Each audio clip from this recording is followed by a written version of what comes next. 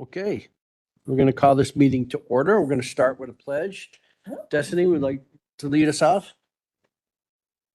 To the flag of the United States of America and to the republic for which it stands, one nation, under God, indivisible, with liberty and justice for all. Okay. Hey, before we do a roll call, I want to welcome our new member Destiny to the committee. So, nice. Glad to have you here. Okay, can we get a roll call, please? Sorry. Freeman, Present. Berkowitz, Present. Costa, Dean Schlappman, Hickey, Here. Mitchell, Ortiz, Butler. Here. We have a quorum. All right, well, thank you. All right, can I get a motion to approve minutes for our June 4th meeting? Public health and safety. Okay, Freeman, Yes. Berkowitz, Yes. Hickey, Yes. Ortiz, Butler. yes, Motion passes. thank you very much. Okay. Do we have any public comment? Any members from the public want to comment? I'm sorry? And no members? One more time, any members from the public who would like to comment about anything happening today? All right. We have no old business? I don't think so. I'm still trying to just get my head wrapped around. Yeah, that's not gonna work. Here. I was the first one to I broke the internet thing. Okay. Good. We're having a little internet problem, so bear with us. I do have hard copy. Let me jump in. Okay. So no new business? All right, we'll move right on to informational reports. We're gonna start with behavioral health and overdose prevention report from Dr. Kathleen Burke.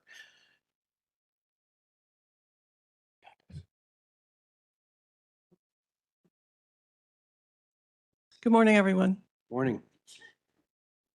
Did you just laugh at me? No, no. I'm sorry. It's I'm working and the first thing I click on, it's like thinking. We like to keep things light here. I know, and I appreciate that. I appreciate that. Because I start out with overdose deaths, so we appreciate a little levity there. I do. So as you can see from the chart, we are, as of 26, we have 16 overdose deaths. We are still trending lower than last year, and we continue that trend. We are maintaining that. We're seeing a little blip. Summertime's been not so good to us, but we are keeping an eye on that. The next page, please. As far as one of the reasons we have a low overdose deaths is because of the amount of Narcan that we distribute throughout the community. In August or in July, we distributed 1,542 boxes for a total of 9,494 so far this year. Our naloxone rapid response team rocks. They do this all the time, and they really do a fabulous job. We also distribute fentanyl, xylazine, nitazene test strips, and we gave out 89 of those for a total of 1,570. We were in 78 different locations. I think you're going to find that August is even going to be busier because of night outs, which was last night too. So they were everywhere. And our red boxes continue to be very popular, and people are still requesting them, and we're still filling them. Any questions about that, about the numbers? Oh, thank you. Yes. Oh, I'm sorry, could you? Sometimes he does. No that. worries. No, thank you. Kathleen, Okay. where were the overdoses located? What communities were these people in? I don't have that information with me today. I do collect it because we do an Can you annual report. provide I will that to provide that next time. Yes. Oh, Do you want the No, whole? can you provide it from this? Send it to us? Send it to, Sure. And do you want just Chief of last Staff. month, or what do you want? What are you looking for? any of the deaths in this report. I'd say probably for the year, because I'd like to see if there is any particular trend. And again, we have to keep in mind, like, in my part of the county, a lot You're of them go split. to DuPage Yeah. and then we don't get notice. Right. Correct? Correct. Which is something I would like to establish that connection where they communicate with us. I think that's real important. I Um, agree, and I believe that does happen. It's just not It- reported on the same numbers. We're not in the same reports because of what they require. So the coroners talk to each other, the county health departments talk to each other, and we reference that. Okay, so if the DuPage coroner does communicate with the Will County coroner, then she should be able to reflect that in these numbers. No, these numbers are for people who have passed in Will County. Period. Okay, so I'd like not only those who have passed in Will County, but Will County residents that the coroner is aware of who has passed. And if they're one block into DuPage County, I'd like that second number. You'd have to ask the coroner for that. I don't provide those Yeah, numbers. let me just say, I do know a little Okay. bit about this. Part of it is she doesn't have the ability to collect some of them, so we do have to find, I understand the frustration of wanting to find those numbers, but we have to do it a different way. We have to figure out a different way to do it. Well, Dan, it was just said that the DuPage coroner does communicate. So it was stated that the DuPage coroner does communicate with the Will County coroner. So they either communicate or they don't. And it's So- not hard to do. It's not hard to ask the DuPage coroner to please communicate to the Will County coroner when there is a death of a Will County resident in DuPage County. Again, so I'm not, I I'm don't assuming- can't speak for the coroner. I'm, so.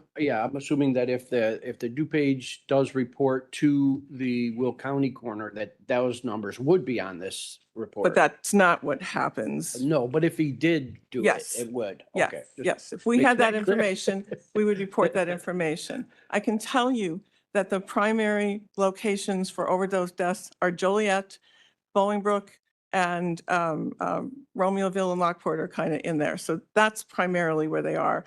My records show that historically after last year, we had one in Naperville, and that was it. So So, yeah, so I'm gonna just want to say to Julie, like, I get where you're coming from on this, because this isn't just about reporting deaths. There's all kinds of other areas that this comes into play. And we probably should get to like, figure out how this reporting could be better, because it doesn't just affect, behavioral health. It affects many other areas of our government. So Right. that's not really a behavioral health. not issue. mine. I do want to tell you that there is a statewide coalition who we get together and discuss the trends for overdose deaths. That's part of what we do. And I believe, and this has to come from the coroner, they also do the same thing, so that professional organizations are communicating with each other. And I communicate with my professionals who do the same kind of thing. I want to emphasize that this is a 55% decrease in overdose deaths. So our county is doing exceptionally well. And I'm very proud of that. And I hope that you're all proud of that too, Mhm. because we work hard to be able to address that issue. Under the same reporting system, we've gone down 50%. That's awesome. Yes, yes. Okay, and I'm, Continue? please. Okay. Oh, I'm sorry. We have another question on this. Thank you. Thank you. I appreciate it. So Dr. Burke, if we were to look at the combination of DuPage and Will's reports, we would have probably the majority, or do you think that, determining address, especially for someone who is in substance abuse, can be very, very difficult sometimes. I worked at a hospital for a while. I've seen how difficult that is. So I just, I get I completely understand what Member Berkowitz is going for, I but think we already discussed this. Okay. She has no power for DuPage to report anything to Will County. Whenever right, she I'm comes just in- offering a fix maybe so that if we looked at both in aggregate, we would have the same information. So I can address that. On the Illinois Public Health website, they have a dashboard. And the dashboard tells you all the different counties. So if that's a location, they're not always as current as we are, but they do have every county in Illinois on the Illinois Public Health Dashboard. Okay, and I'm just gonna ask that we allow her to finish and then we'll can just write down our questions. Thank you. So, and the next page is just a location of where we've been, some of the rapid response teams. We were invited by the DEA to participate in their United Against Fentanyl walk, which was held at the stadium, and we were very proud to be that. We are partners with the DEA, and we work very closely with them to maintain information and resources. As far as behavioral health, I wanted to report that we have a new grief support group that's offered at the Peatone Library free of charge. That's going to be offered once a month. We have 4 scheduled. The community requested that and we were able to respond. And this is kind of a pilot to see how that works, and maybe we'll do it more frequently. But it's an exciting opportunity to work with that community. I also wanted to let you know that the services in Moni have expanded, the behavioral health services. We are now able to provide services 5 days a week. We have one counselor who addresses both children and adults, and it's 8 to 4. So we're happy about that because we know that that area has been asking us for more services, and we're seeing that they will take advantage of that if we're there. So that's exciting. For those of you who don't know, our mobile crisis response services are no longer available. That program was ended. And Trinity Services, I believe, has picked that up in our community. So, and then we've met with Will Grundy Medical Clinic on establishing referrals through there to be able to facilitate their work and get our clients to our services quickly. The next page is just all the different coalitions, kind of meetings that I participate in, and probably the ones that I wanted to highlight is the ROSC, Will County hosted a meeting. The ROSC is the Recovery Oriented Systems of Care, which is a Will County, Grundy and Kankakee County initiative that is funded through the state of Illinois. Those folks offered a program at Governor State University where Tina Mackey was the speaker, and she highlighted the programs that were offered through 708. And we also highlighted the health department's programs.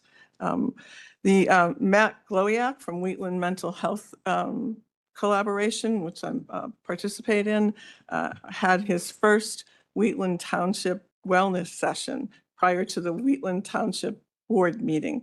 And I was there and able to partner with Matt. We have a growing partnership to be able to assist that part of the year of our community with more resources in mental health.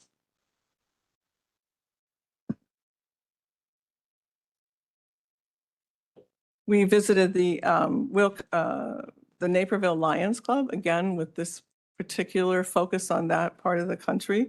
And we also have met with the Joliet Fire Department regarding the Connect Will County, which I'm sure you're going to be hearing more of from Tina Mackey regarding that and the linkages and the services that will be expanded all around. What's significant for the health department for that is that we have a relationship now with the fire department where we can facilitate referrals. They'll make referrals directly to us, and then those clients get taken care of right away. And we're excited about being very responsive to our community in a timely way. Let's see, I'm just skipping over some of the things you can read. And then I wanted to, the last page is, this is our new brochure rack in our waiting rooms in the health department's main office. On the children's side and on the adult side, we now have a really nice display of resources that are both through the county health department, but also in the community. So we are able to provide that resource for them. So if there are support groups or there are events coming up, this rack now allows us to display that. Otherwise, we were putting things on the tables. And so this makes it easier for our clients to access. And that's the end of my report, if there's any questions. Thank you. Micah? Oh, she's on. You're on. Thank you. Dr. Burke, first of all, I did go and join one of your Narcan pop-ups and helped hand out Narcan. And the thing that I found most interesting was when people would come up and say, thank you for making these available. I thought that was really cool. And we thank you for, that'll be in the report next month, but Micah was very much a rapid responder for an evening in Plainfield. And we Yeah, appreciate I that. mean, it's near and dear to my heart. So it's like, and people were like, well, we don't need this. Well, you don't know. And I found out you can use it on dogs. Yes, you I didn't know can. that. But my question is, Kratom. I was at a Plainfield Village meeting, and they have passed an ordinance banning the sale of Kratom. Is that something that we could do in our unincorporated? I don't know. I'd probably ask. I did states. ask that in ordinance, ad hoc ordinance, and I was told no by Mr. Mock. So Um, I don't want to miss any of the nuance in that. So that's just my top of mind. I don't know if the committee would be interested in, I don't know. Could I ask the state's attorney that question? Okay, thank you. She said she would look into it. She's not at the mic, but I'll re-echo that so we have it on record.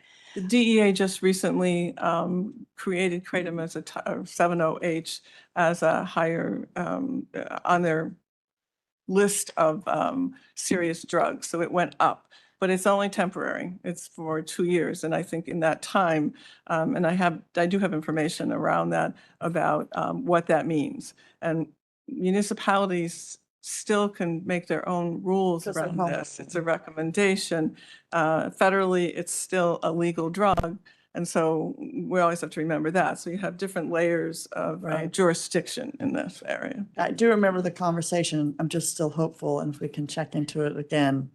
I don't even know if this committee would be interested in entertaining that, but that was a Very much thought. so. Thank you. Thank you.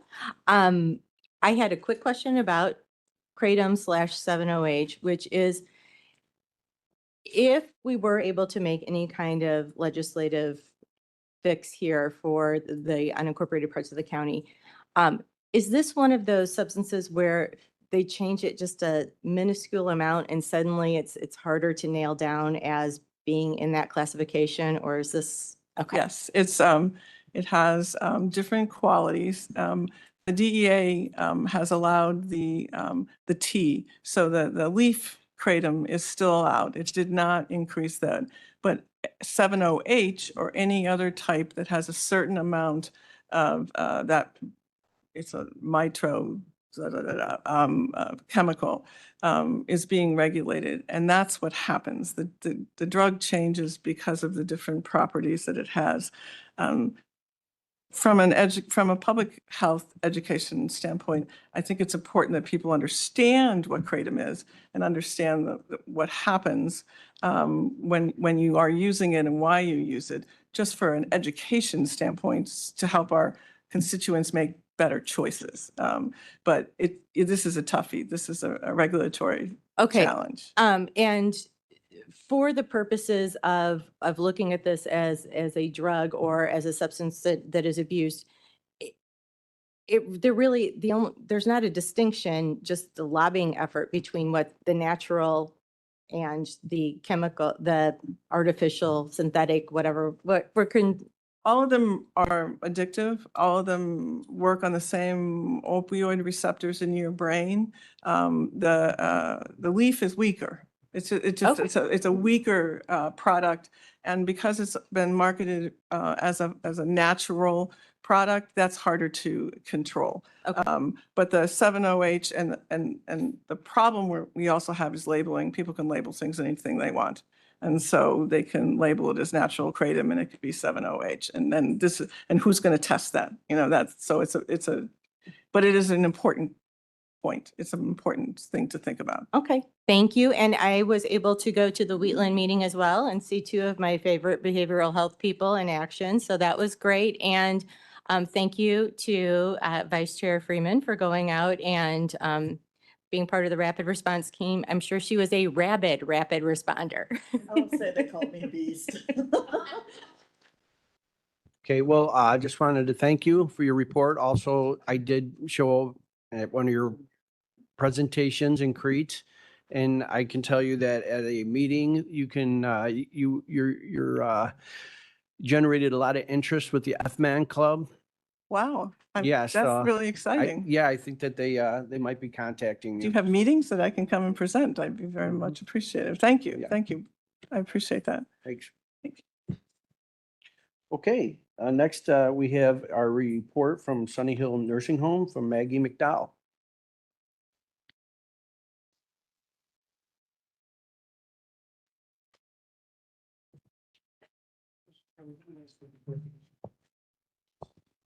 Oh, Good morning, there's several everyone. reports. Are we gonna lump them all together Yes, or are we just I'm- going to the last one? Yeah, we're pretty much going to start with the last one, and then I'm going to jump back and for the July report, because we didn't have a meeting in July. The only aspect of that I wanted to cover was the emergency preparedness, which is why I've brought my assistant administrator this morning, Jackie Holsey, with me. So she's going to preview that. But I'm going to preview real quickly the August report.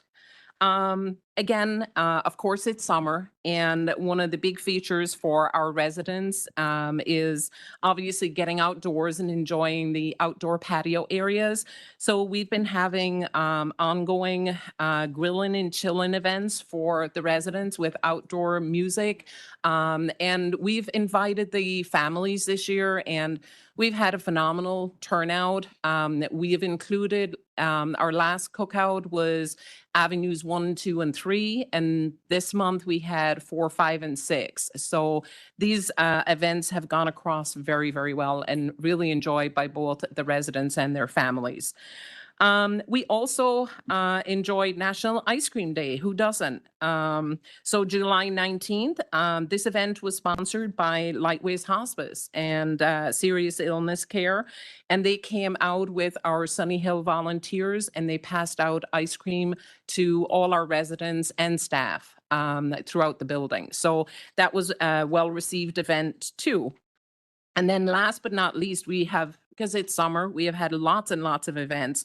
We wanted the residents to be able to have a pool party, but obviously we don't have a pool and that wasn't something that was feasible. So we kind of dummied it down a little bit and we actually went with a pool foot spa and flavored ice as something that the residents truly enjoyed this because they each had their individual from an infection control standpoint because we did evaluate this. They each had their own foot spa. And like I said, everybody enjoyed this immensely.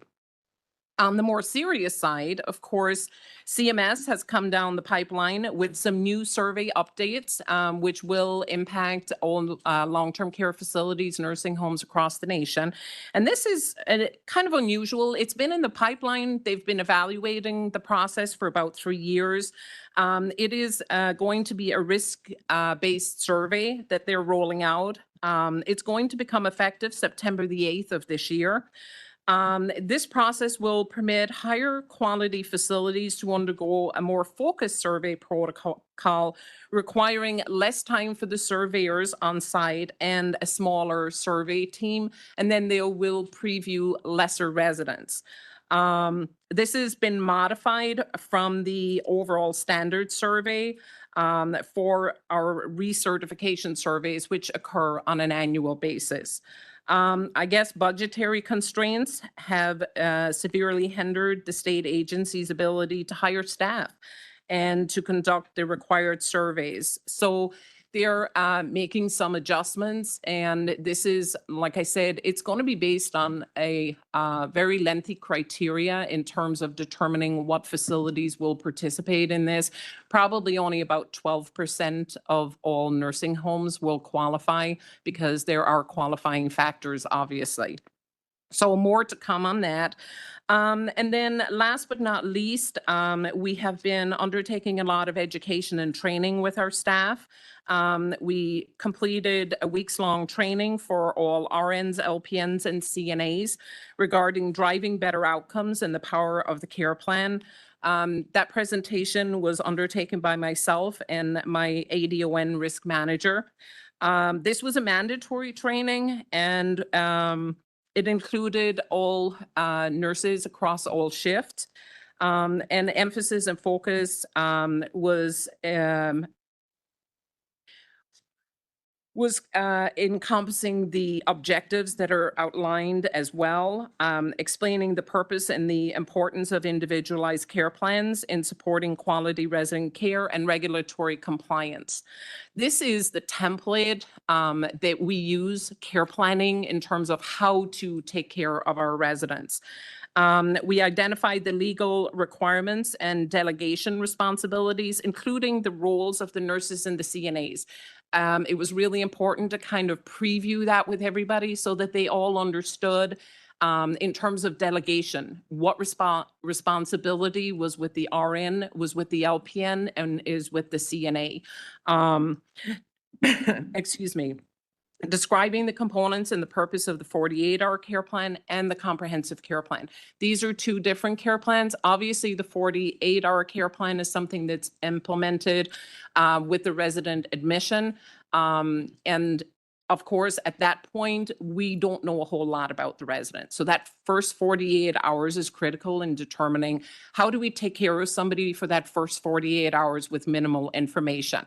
And then once we've had an opportunity to undertake and complete our assessments across the board with all disciplines, then we initiate what we term the comprehensive care plan. That gives a clearer, more detailed outline of the how to take care of the resident safely. Again, we did a demonstration on how to access and navigate the resident's care plan within the electronic health record system, just to make sure that everybody was on the same page and to make sure that they knew where to find the information that they needed in order to be able to complete their work competently. And then recognize the importance of accurate, timely, and objective documentation. In our field, of course, documentation, if it isn't documented, it never got done. I mean, and that's just, you know, the way things are in the healthcare field. So we wanted to reiterate and reinforce the importance of ongoing continuous documentation to validate the care that we're actually delivering to the residents. And then we initiated the use of a new worksheet for the CNA staff in particular, because one of the things that we determined was they do not have 3 to 4 hours to stand there and read somebody's care plan from start to finish, but how can they get a condensed version of what it is that absolutes that they need in order to be able to provide safe care?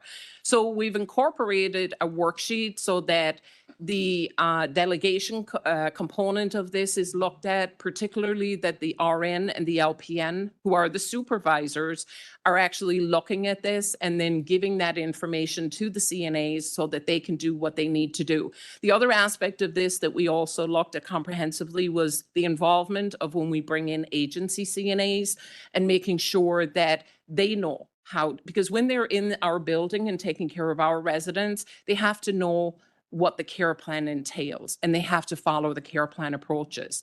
So we did reach out to the agencies that we are working with to reinforce the fact that they need to follow our care plans and they need to be aware of what those care plans are. But as an adjunct to assisting with that overall process, we have rolled out a new worksheet that'll give them the information without having to spend hours kind of scanning through and previewing the actual care plans. But they need to know how to access those and they need to know where that information is located. And then last but not least, I just wanted to touch on last month's emergency preparedness. As I said, Jackie has joined us today. And since August is National Emergency Awareness Month, I just wanted to have her share our emergency preparedness plan as it exists at Sunny Hill. So she will give us a brief overview of that.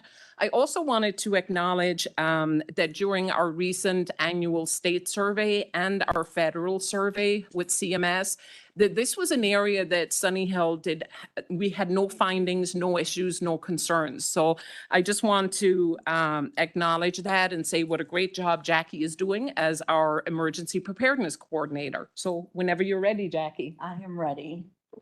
Okay, so this overview is, I'm sorry. It's on, Okay. it's on. This overview is actually given to all of our incoming residents and their families so that they have a general understanding of what we do in the event of an emergency. So back in November 2017, the Centers for Medicare and Medicaid Services required that all long-term care facilities maintain a comprehensive emergency preparedness plan.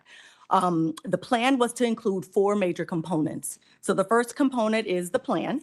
We prepare for and respond to all hazard emergencies, to protect our residents, staff, and property, restore normal operations quickly, support other affected facilities when possible, coordinate with the Will County Emergency Management Agency and local responders.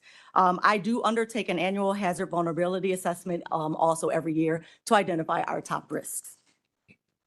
We have quite a bit of policies and procedures at the facility. Our policies are based on our emergency plan and risk assessment, and include but are not limited to our food, water, and medical supply needs, evacuation and shelter-in-place protocols, tracking our residents and staff in the event that we have to evacuate the facility, securing medical records, and our infectious disease response. The third component is our communication plan.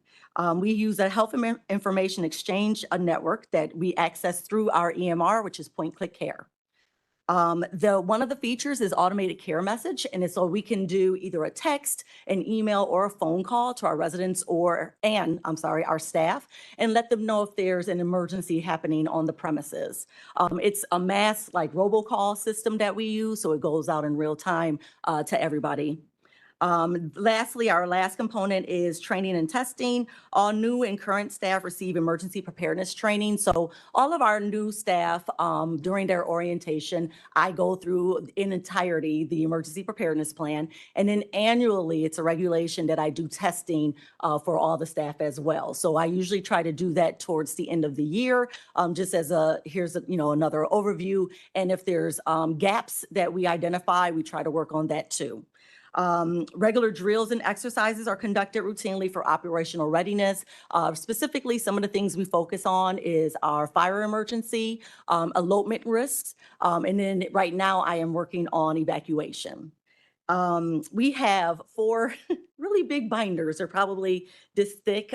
They're red binders that I have in my office. Maggie keeps in her office. Tyler Vargas, the maintenance supervisor, he has one in his office. And then there is one right behind our receptionist desk for all staff and residents and families to preview at their leisure.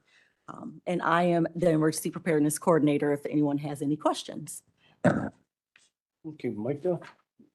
So I actually thought about you guys as I was huddling in my basement. Oh, the other day. Because I've toured your facility, the nursing home, several times. Do you take them all to the hall? I never really Yes. asked when I was there. So in the middle of the night, when your sirens are going off, you Yeah. take everybody out. We sure do. So we actually, when you were sheltering in place, so were we. Everyone knows to bring all the residents and any visitor staff. They congregate in the front hall of every unit. The door leading onto the unit is shut. The door at the middle of the unit, so by the nurse's station, is shut. All the doors in that hallway that are the residents' rooms are shut, and it's a barricade right there in the house.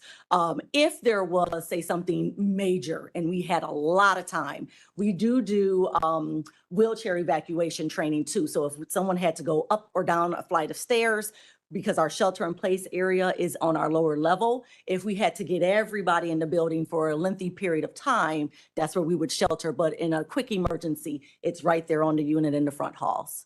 Thank you.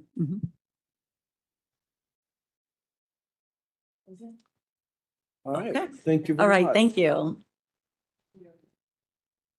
Okay, next we have our report from our health department with Elizabeth Bellata. Got that. Hello, I also have two reports. So I just wanted to highlight one thing in the first one, if that's okay, on page 1. You have the floor. Thank you. Okay, so under the blood center, I just wanted to let you know that we have a longstanding we have a longstanding relationship with donating blood. And so we were recognized for having blood drives since 1987 and collecting more than 1,300 units of bloods. So I just wanted to point that out. I think there was a couple other items on the last page of the first report that I wanted to highlight. We had spoken, go back. Right there. So there's two things. One, in regard to rabies. So you had mentioned information about what is our role when a case comes up. So I do have, and he can come up later if we still have questions, our epidemiologist from Family Health Services who can answer the questions of what our department, what's our role when there's a case with rabies. And then the next item right there, I don't know if you read this and saw the picture, but it was a very interesting case that environmental health got involved with. And I also have Sean here if you want to hear all the details, but there was a old well that was under a pond, and the entire pond was sucked into the well casing, fish and all. And it was an unincorporated Frankfurt. So the health department had to get involved. We had to go out, we had to sample the well. We worked with a well driller to make sure that they closed this casing up properly before the pond was reutilized. So it was a very interesting case. I've never heard of such a thing.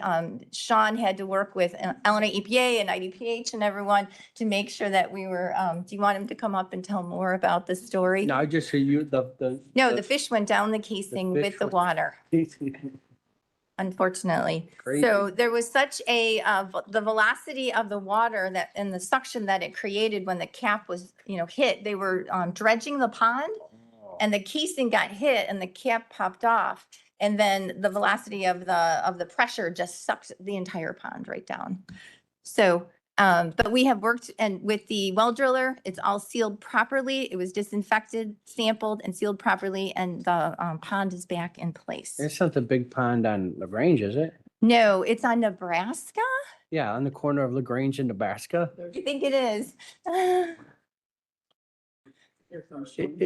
I didn't know that. So that pond has its own well? It used to be an old farmhouse in that location years and years ago. So there was an old well beneath the surface that had been abandoned long time ago. That's on the corner of LaGrange. Well, now I can tell my wife exactly what happened to that Yeah. pond. So, well, we were working with IEPA and IDPH, and we were talking to some of the more experts with groundwater and wells. And I said, well, I'm sure you guys are used to this. This is a new one for us. And they're like, no, it's a new one for us too. So it was just an odd choice, and it was an old farmhouse that abandoned their well, but didn't properly abandon it. And then the property sold and they put this man-made pond over it and no one knew it was there. And so when they were dredging it, as Elizabeth said, they So- damaged it and the pressure created like a vacuum effect. It was like a whirlpool. Dan, I think if the pond drained in 6 hours. Yeah, It was I know. some kind of It drained crazy really thing. fast. Yeah. I went to work and I came back, it was gone. I was like, it's a big pond. It's, So, of it's course, like a I- village pond. It's not like somebody's backyard pond. This is like, Well, we were really concerned with the groundwater, the aquifer, honestly. Well, So that's what I was gonna ask you. Is it because the aquifers are drying up that it created that There's pressure? probably a cone of depression from other areas pulling it. And then we had to find out where all the municipal wells were, make sure that they were far enough away so that this would not impact it. Sure. And we did our sampling. so- yeah, and we had the well coordinated, I believe it was 3 times to get to close to this number that we could get to. We didn't get to 0 for total fecal coliform, but we got pretty close and then we sealed the well. Well, it was the good cooperation between the Illinois Department of Public Health, Illinois EPA and us to solve this. It was It's interesting. actually kind of terrifying because, Yeah. they think about all these aquifers. How do you charge them? You can't charge them too fast because you want like wetlands or something. You want the water to be filtered as it gets down Exactly. there. And here you have this like just filling of this aquifer with, Yeah, a neighbor heard the sound. That's how I know that we got alerted because it sounded like a world. sounded like all the jobs going to China. Know about that one. I think I got it. I guess some of Took other me a people second got there, but that. I got it. Yeah, go ahead. So I guess my biggest question is because you addressed some of it, was the contamination of the aquifer. Because if all the fish and the live organisms that got sucked down in here, it takes a while for some of them to die and decay. Sure. So, I mean, how does that work with, So- because it's an aquifer, it's shared amongst. Oh, yeah, of A course. vast area. The one thing with aquifers and groundwater is the water moves real slow. Okay, it's not Except in this. the same, yeah. Well, it went down fast, but the actual, it doesn't, and plus it's not just like a pool of water. It's got a lot of sand and gravel and whatnot. So as it moves, it's also gonna get cleaned a little bit. So we did bring that up when we talked to IEPA, and that was one of my concerns. That's why I was like, because the municipality was trying to handle it as quickly as they could. Okay, and they wanted to seal the well, like, we come out, let's get the, and plus, this was right before a major rain event. And when the rain event was gonna happen, that pond was gonna fill back up. So first, we had to raise the casing, not me, them, above the flood line. So then if that was to occur, we were gonna have the same problem again. So we just wanna make sure we got that thing chlorinated and make sure we did it enough times to address your concern, which was our concern as well. So. I mean, I'm just thinking that anybody close, maybe if they do have a well, should maybe just have it tested. Oh, well, then we recommend, yeah, we did, and we did do a search around the area for, private wells and the community Yes. wells. And, yeah, that was at the forefront of our mind Thank too. you. The municipality. It was in the middle of the municipality. So, thank you. I'll just keep going. Actually, it's kind of Sorry. exciting to find out exactly what happened there, because I've been wondering. Sean always brings us really crazy things to the Never a dull moment. Well, I'm always interested. So keep them coming. And then on to my August report, and we can double back if you do want to talk more about rabies. Just August is Breastfeeding Awareness Month. So it's observed every August to promote health benefits and support parents and advocate for skilled lactation care. Also, August is the peak mosquito illness season. So CDC has warned us that this year is more intense than usual for West Nile virus, with case counts roughly 5 times the historic average. And it's the earliest, most aggressive start to the season since 2004. So just always make sure you're wearing your DEET when you go out. August is also National Community Health Center Week.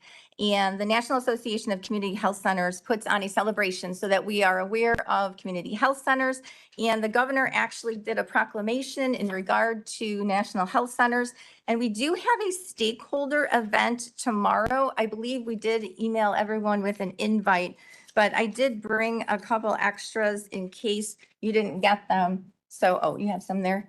So I just thought I'd pass it around. So if you're interested in stopping by, we have a couple speakers, and then we're doing a tour of our community health center, and then of course of the health department. Of course, if you're listening to the news, you know that there is the cyclospora outbreak. Once again, I do have our epidemiologist here, Alpesh Patel, if you have any questions. We are monitoring cases in Will County, and of course, you heard there were 2 deaths in Michigan.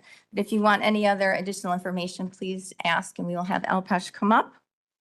I did want to do a shout out to the facilities department. We had 2 rooftop units go down at our community health center. We have 16 rooftop units, and it is an older building. It's almost 25 years old. And so I just wanted to thank them. Of course, one went down on one of the hottest days when it was 95 plus, and we were able to get it replaced very quickly. And then we had another one replaced on August 3rd. So Okay. Are you finished? I don't with your- have anything else. Okay, really, with questions. 1 second. Julie Berkowitz, please. Regarding the cooling units, when are they scheduled to be updated, replaced with new, more efficient materials? We don't have any currently ready to be replaced. So we have put in for capital funds every year for the past couple of years because we know that eventually our some are going to go down. We also unfortunately applied for a construction grant for the community health center, which included replacing multiple ones, and we did not get that grant. But we've So been working with facilities, and their take is that, we basically try to repair parts if we can, and if not, then we have to get a new unit. We should have a plan and a schedule for the replacement of that equipment. Mhm. If we don't, that's very concerning. We can't keep, just pushing things along, because that in the end can cost us more money. Of course. So, We'll work with I- facilities, and we have two, we slated to have a couple for in 27. Hopefully we'll change out a couple in 27 with our, with the budget, But- but at but this it time. might even require a complete overhaul of the system. So again, we should be proactive, and perhaps that goes through facilities, so Yes. maybe facilities can come before us and present us with that information. Because we want to make sure, the goal is that you never have to worry Yes. about this. The Correct. problem is solved, and it might be time to just remove the whole system and put in a modernized, efficient system, so you're not worrying about things like that. And I know that facilities does know the ages of all of them and monitors them because we change out filters and they have PMs they have to do.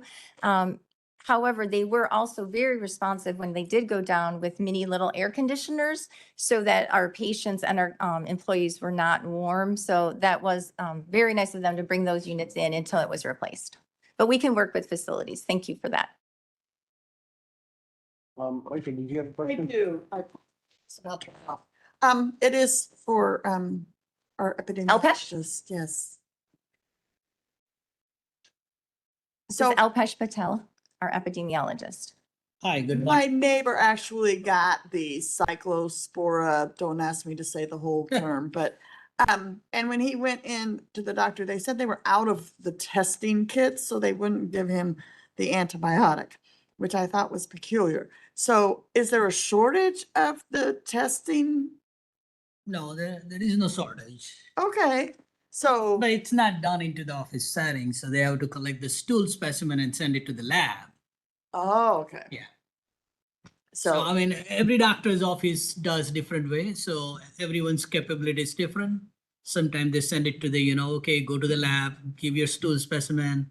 Sometimes they say, okay, you can bring it into the sterile container and they can process. But there is no shortage as such. And then if the individuals don't go to the doctor, it's not recorded. No. So the numbers here are possibly low? It's low for every reportable disease. People usually go to the doctor when they're sick enough. Right. Lots of people self-recover, people who have underlying conditions, people who are, in various disease. They do have severe symptoms and they need medical attention. So reported cases are usually those who seek the medical attention. So it's a tip of iceberg. If you have 30 cases, there are many more out there in the community that never get reported Okay. because of the, self-recovery and people don't seek medical attention. And most of the people do recover, but the cyclospora is a little nasty. It lasts longer. It gives you severe diarrhea and in the GI, illness that sometimes lasts too long. So a lot of people do get, to the level where they need a medical attention. And it's a very bad parasite. The spores survive on the soil and in the outdoor for a long time. So sometimes it's not about the, how, it's all about, people do get exposed through commercially produced, food that are not properly washed. And then a lot of people trust those labels that said pre-washed 3 times. Those are usually, deceptive. Yeah. So it's always, the good practice, even though you read those labels, you still wants to, wash your produce at home, even though, it's a pre-bagged or whatever. Or cook it. Yeah, I mean, There you go. cooking does help, but a lot of times spores doesn't get killed easily with the cooking either. So keep in mind, cyclospora is a tough spore. So it is not only cooking thoroughly, but also washing. So, it's a kind of like a nasty infection that just does not only get killed, the sport doesn't, get killed with the cooking. I appreciate that. Thank you. Because I was like, I'm gonna check about the shortage, because if this is a. There thing, is I'm no just- shortage. So yeah, there was something more to that. So thank you. And we included some information on Cyclospora in the packet, but if you go to CDC's website, they have an updated number of cases and how many states are involved and all the recalls. So that's a wonderful source. And Oh. keep in mind, the larger outbreaks gets, the media attention. There are multiple small clusters happening already. Even we have our own clusters in the Will County. People acquire locally, they give it to their family members, their co-workers, you name it. The Michigan outbreak is the more media attention because of the commercially produced, and then also lots of linkage with one of the restaurant chain.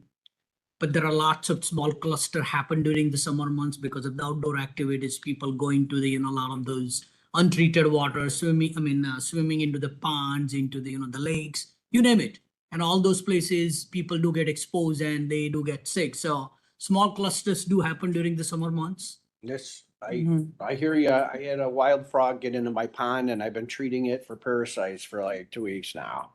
My fish. Yeah, Re- the trap- Regarding Um, washing, so is a good thorough rinse or washing with soapy water like dish soap, is that sufficient? That is That's all- what I do all the People time. do a lot of things at home. Okay, but They that have would read a work. lot of things on internet. People do a lot of. Yeah, I just, that's what I do at home. I haven't read up on anything on the internet. I don't do, but I rinse and I just thoroughly, is that good? Is that I mean, sufficient? I won't say about the soap or anything. Thorough washing repeatedly with the running water is good enough. But thorough Okay. washing, okay?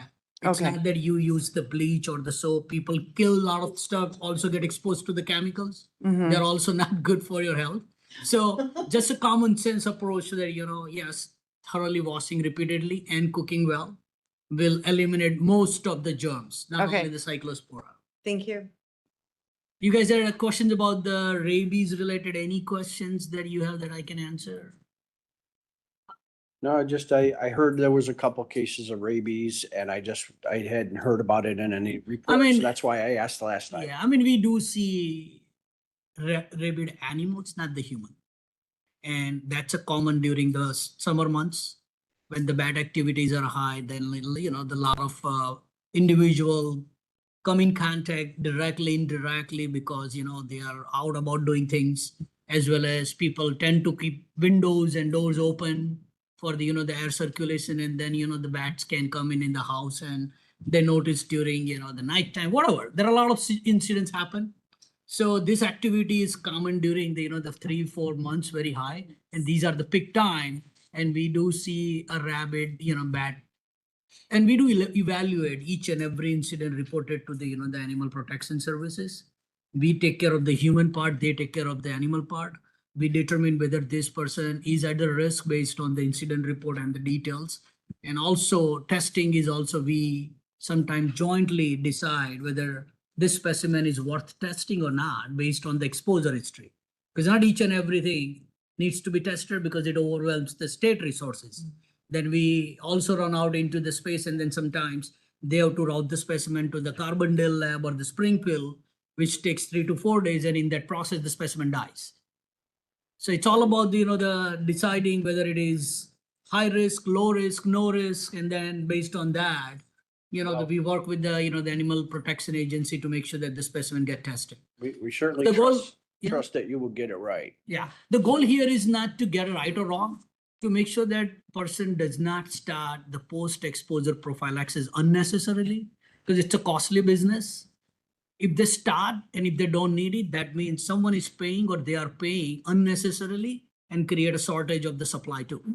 So lots of people just start because they are worried or they are stressed out, and they just go to the emergency room and say that I found the bat in my house, but without talking to us, because we try to help them understand that you are at risk, not risk, or, we have a bat available, then you don't need to start until we get the testing done. So there are a lot of situations our goal is to make sure that I know. And the last case, I believe people were treated for rabies.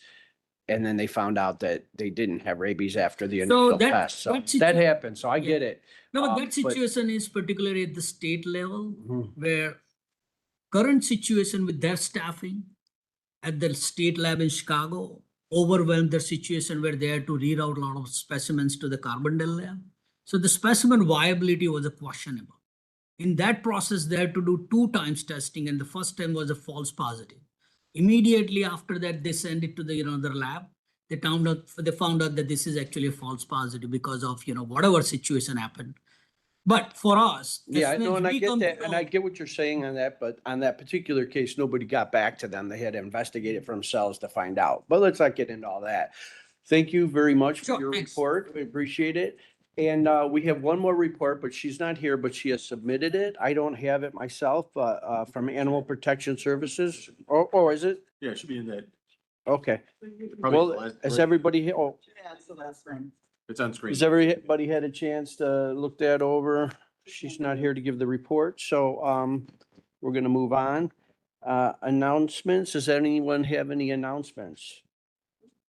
Okay, just for, I would like to say that Julie had brought up the reporting incident and, it's just one of those vague things that kind of slips between the cracks. You try to be efficient on everything, but, sometimes some of that information can't come through, and it might be interesting to check into that, because I know just like for voter files and stuff like that, they don't get pulled off the list if they don't get reported, but you can't make other counties report if, they're not gonna do it. But it is kind of interesting to see if there isn't like some sort of agency that we could talk to increase that kind of accuracy on the reporting. But I don't know what that is. And then my other thing is, I would love to hear more of this environmental reports. I wonder if we can't come up with a special. Has pictures too, so. Yeah, we want all the environmental reports brought here, so. I don't believe that we have executive session, so can I get a motion to adjourn? Motion, Freeman. Second. Okay, this motion is adjourned.